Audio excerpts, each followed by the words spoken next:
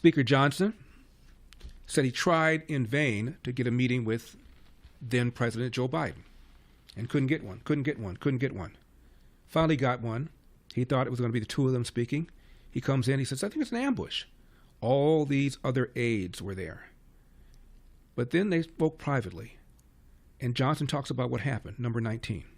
I do stand by it, and I say this without any personal animus at all. I mean, in some ways, I actually kind of feel sorry for Joe Biden. I mean, he's in the twilight years of his life. He is not, obviously, has not been in charge for some time. And I know this by personal observation, and now the whole world knows it. And it's been very, very concerning to me over the last, year and a half since I've had this position. Can you tell us a story when you say personal observation? What kind well, of thing I mean, did you see? it's public now because the Wall Street Journal got it and put it on the front page. But January a year ago, almost exactly a year ago, I had been asked, I became Speaker in October 2023, and there were all sorts of big national security concerns and everything going on, and I started requesting a meeting with the President because, I'm kind of old school. I'm a constitutional law guy. The Speaker of the House should be able to talk to the President, especially in times of great national interest and calamity. But they wouldn't let me meet with him, and his staff kept giving me excuses. This went on for like 8 or 9 weeks. I'm sorry, Mr. Speaker, he doesn't have time. What are you talking about? I'm second in line of the presidency. He has time. I need to talk to him. We had, I can't say the classified parts, but we had some big national concerns at the time that I was losing sleep over. Finally, I just went to the Hill Press Corps and I said, the President is not being allowed to meet with the Speaker. There's a problem. So they started putting pressure on him. Long story short, they finally relented. They invited me to the White House. I show up and I realize it's actually an ambush because it's not just me and the President. It's also Kamala Harris, Chuck Schumer, Hakeem, the CIA director, everybody. And then, so I walked in the Oval and, I know what this is. They're going to hotbox the Speaker on Ukraine funding. That's what it was. This is probably the third week of January. We sit down, we're in the midst of it, and the whole conversation, and I'm going, we don't need to have this conversation. The President reaches over just like this. We're sitting right next to the fireplace in the Oval, and he grabs my arm and he says, the Speaker and I just need a couple minutes together. Would y'all just leave us alone? And I looked up on the faces of some of the staff standing around the wall, and they're like, oh, no, he did it. So he called it. He's the Commander-in-Chief. So everybody leaves, and he and I are standing awkwardly in the middle of the Oval Office right over the rug by that coffee table. And I said, Mr. President, thanks for the moments. This is very important. I got some big national security things I need to talk to you about that I've heard, and I think you know, and what do we do? But first, real quickly, Mr. President, can I ask you a question? I cannot answer this from my constituents in Louisiana. Sir, why did you pause LNG exports to Europe? Like, I don't understand, liquefied natural gas is in great demand by our allies. Why would you do that? Because you understand, we just talked about Ukraine.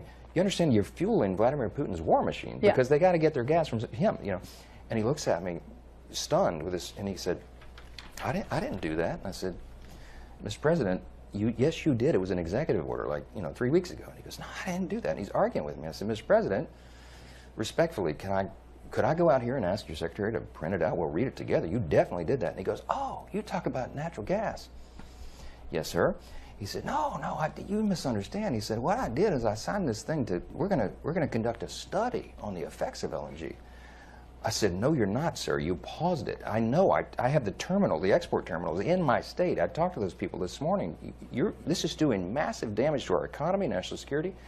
It occurred to me, Barry, he was not lying to me. He genuinely did not know what he had signed. And I walked out of that meeting with fear and loathing because I thought, we're in serious trouble. Who is running the country? I don't know who put the paper in front of him, but he didn't know.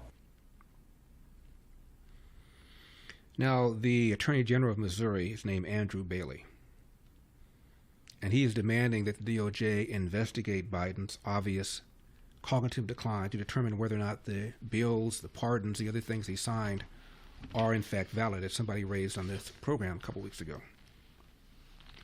He wrote a letter to the IG of the DOJ and said this, and I'm quoting, I write to request that you conduct a full investigation into President Biden's mental capacity in his final days in office. By now, Biden's mental decline is famous. Under the 25th Amendment, his inability to make decisions should have meant a succession of power. Instead, it appears staffers and officers in the Biden administration may have exploited Biden's incapacity so they could issue orders without an accountable president of sound mind approving them. That would explain why Biden administration orders were aggressively much further to the left than any previous president. In fact, if Biden staffers were exploiting this mental decline, those orders are null and void, end of quote. We'll see where this goes. Others have made a similar argument.